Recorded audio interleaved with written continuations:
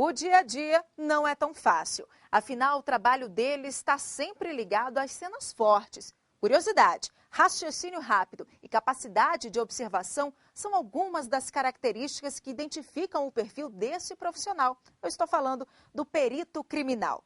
Ele é um policial a serviço da justiça, com a função de identificar provas técnicas e analisar vestígios que compõem a cena de um crime. A repórter Cristiane Meirelles acompanhou um dia de trabalho dos peritos e viu de perto como uma cena de crime é analisada. E ela explicou também os direitos trabalhistas desses profissionais. Confira.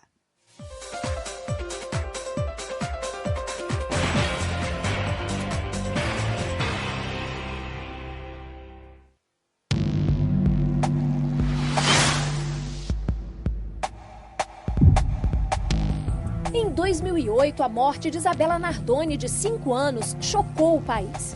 Na versão do pai e da madrasta, uma pessoa teria invadido o apartamento e jogado a menina pela janela. Mas a perícia criminal derrubou completamente a versão deles e comprovou que Isabela foi sufocada e, depois da tela de proteção ter sido cortada, foi lançada do 6º andar. O trabalho da perícia criminal, neste caso, foi um marco na profissão, que foi regulamentada no ano seguinte pela Lei 12.030, que exige, além de formação superior, aprovação em concurso público e também formação técnica específica. Nós temos um profissional que atua em regime de plantão ou de sobreaviso, então ele pode ser acionado a qualquer momento do dia ou da noite para executar o seu trabalho. E é importante destacar que o Código de Processo Penal é quem, originariamente, do ponto de vista da cadeia que justifica a existência desse profissional, diz qual é o trabalho do perito. O CPP diz, sempre que uma investigação, que um crime deixar vestígios, o perito criminal deverá ser convocado.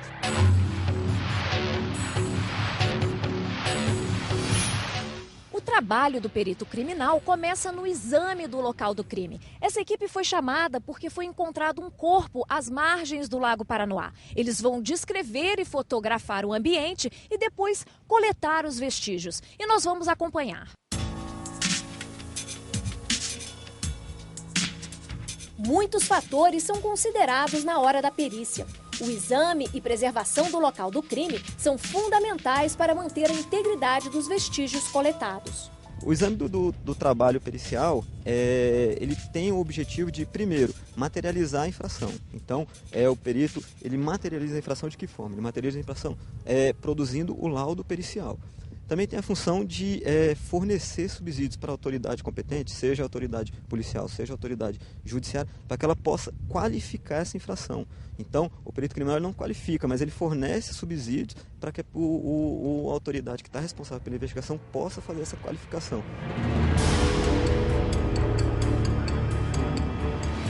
No Distrito Federal, os peritos trabalham em duplas. Enquanto um registra tudo que faz parte da cena do crime e produz o laudo, o outro faz a perícia técnica do corpo. Por ser um trabalho de risco, eles têm porte de arma e até proteção policial. Além do preparo técnico, científico e físico exigidos dos peritos, o equilíbrio emocional é um dos grandes desafios na vida desse profissional. É muito difícil, né? Porque a gente vê a violência do homem, né? Aflorada, né? A gente vê os vestígios materiais da violência do homem.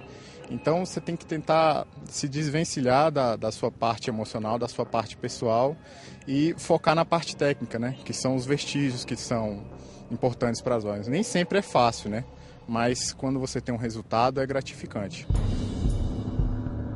Depois do trabalho externo de coleta de vestígios, eles são registrados e encaminhados para as equipes internas de análises específicas. Os principais vestígios que eu posso citar e são arrecadados, têm uma destinação para o laboratório, que são vestígios relacionados a material biológico, onde se procura investigar a presença de algum material biológico, seja ele sangue, saliva, sêmen. Há também vestígios associados à eficiência de instrumentos, que são aqueles utilizados para a prática delituosa, que também são arrecadados pelo perito e encaminhados para o laboratório, e exames também relacionados a drogas de abuso.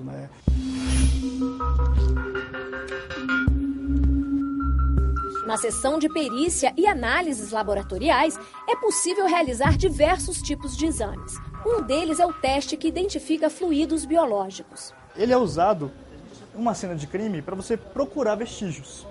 A olho nu, muitas vezes, você não encontra determinados tipos de coisa, como fluidos biológicos, tá?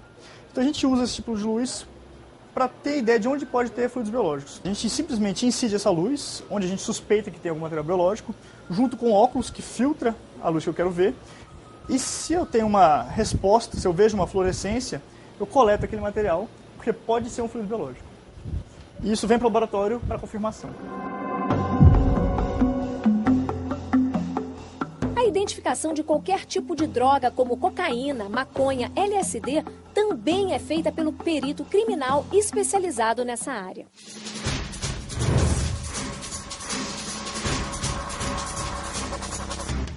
A análise da arma de um crime é fundamental.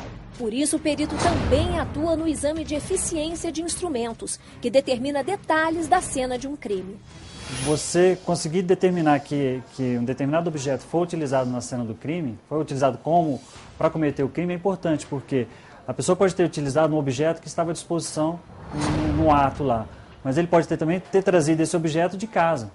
Então isso mostra a relação se o crime foi premeditado, se ele já veio com aquele objeto, né? Então você determinar qual objeto que foi utilizado para cometer aquele crime é muito importante. Atualmente, no Brasil, são cerca de 10 mil peritos criminais na ativa, atuando na esfera federal ou civil, em regime de plantão ou sobreaviso com jornada de 12 horas de trabalho com 36 de descanso. A diferença é que os peritos que trabalham nos estados e no Distrito Federal, eles atuam só nos casos, nos crimes em que a atribuição é desses entes federativos, dos estados e do DF, enquanto que os peritos criminais federais atuam em casos da alçada federal. Por exemplo, quando a gente tem um crime financeiro em que está em jogo uma verba pública da União, do governo federal, quem tem que investigar isso é o perito criminal federal. Quando a gente tem um caso de crime contra a vida, em geral, são casos investigados por peritos criminais dos estados e do Distrito Federal. Esse é o setor de perícia de balística da Polícia Federal. O perito Sato é o responsável pelo setor que faz o exame de confronto balístico, que determina se uma bala saiu ou não de uma determinada arma. A alta tecnologia científica revela detalhes de um crime. Mas, de acordo com Evandro Lorenz, essa é uma das 20 áreas de atuação do perito criminal federal. Então, nós temos várias áreas de acordo com os objetos de perícia, né, e de acordo com a formação ou a base de conhecimento dos próprios peritos. Nós temos uma categoria que é chamada de clínica geral, que todos os peritos têm o conhecimento e a capacidade de fazer as perícias nesses temas. Então, são documentos, por exemplo, são mercadorias advindas de contrabando. Além dessa categoria, algumas perícias são mais específicas, né, objetos mais específicos, e aí demandam várias áreas. Por exemplo, uma perícia ambiental, uma perícia em cima de equipamentos de informática que são apreendidos no local de crime.